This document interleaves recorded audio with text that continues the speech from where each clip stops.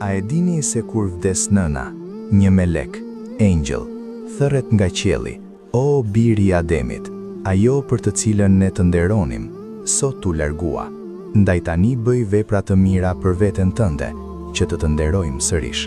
Sa herë që kthehesh në shtëpi dhe thret, nën, e nuk merr përgjigje, atëherë kupton se muret qenë kanë thjesht gur, dhe se shpirti i shtëpis pas ka qenë ajo.